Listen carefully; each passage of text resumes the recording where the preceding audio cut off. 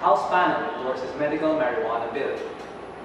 House approves 2018 budget on third and final reading.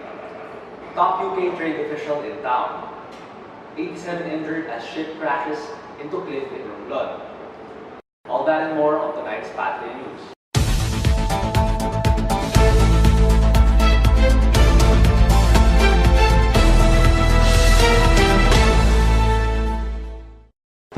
House approves 2018 budget on third and final reading.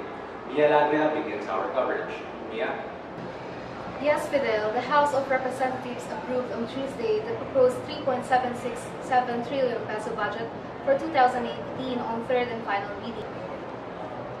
The amount in House Bill 6215 or the 2018 General Appropriations Bill is higher by 12.4% from the current budget of 3.35 trillion pesos. Education and infrastructure development have the biggest share. The approval came with challenges to some agencies. On September 13, the House reduced the budgets of the Commission on Human Rights, or CHR, and the Energy Regulatory Commission, or ERC, from 649.484 million pesos and 351 million peso respectively to just 1,000 pesos. The National Commission on Indigenous Peoples, or NCIP, also received a 1,000 peso budget from 1.1 billion. The House eventually restored the budgets on September 20. A statement from the House Appropriations Committee said that this was done after the respective heads of the three offices appealed to Speaker Pantaleon Alvarez. Budget Secretary Benjamin Jocono said failure to have a budget for the year-end means compromising major projects of the administration next year. The new appropriation takes effect January 1, 2018. The bill goes to the Senate for further development. This has been Mia Lagria reporting for Patria News. Fidel.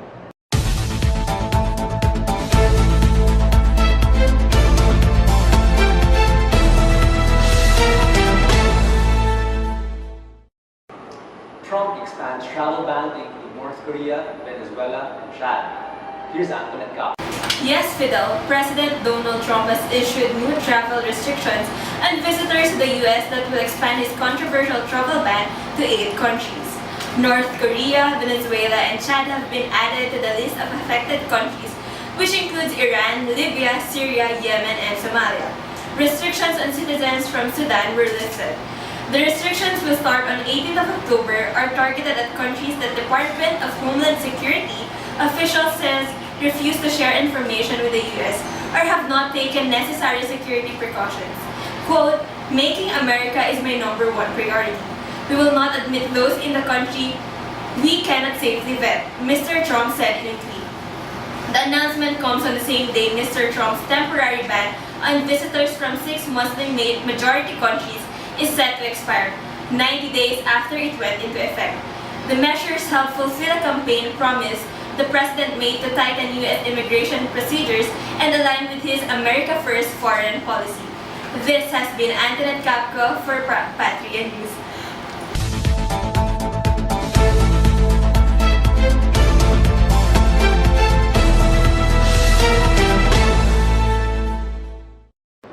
Let's hear another weather forecast from Jane Camba. Jane? Yes, Fidel. The southwest monsoon is expected to bring rain parts of the country on Wednesday, September 20.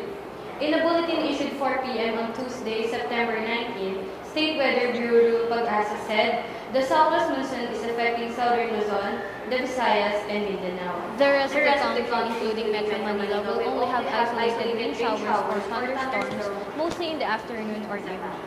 Pag-asa is not monitoring any tropical cyclone at the moment. This is Jane Camba reporting for Patria News.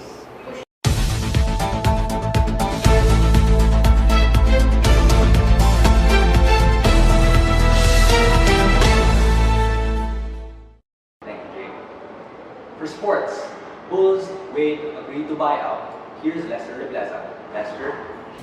Yes, Fidel, at least one more big name will reportedly change NBA addresses before the 2017-18 campaign kicks. According to the Chicago Tribune, Casey Johnson, Dwayne Wade, and the Chicago Bulls have reached a buyout agreement that would leave the 12-time All-Star free to sign with the team of his choosing. Even as the transaction is being finalized, contending teams are already lining up to pursue the services of the 3-time NBA champion.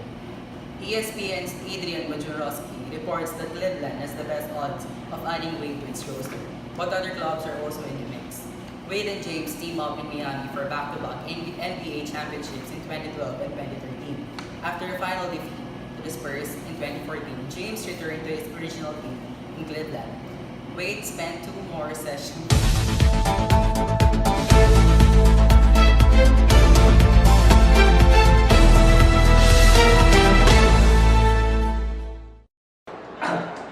For entertainment, singer from Manila becomes 4th Filipino to enter X Factor UK. Here's Camba. Jane? Her performance left Judge Nicole Scherzinger, who has Filipino blood in.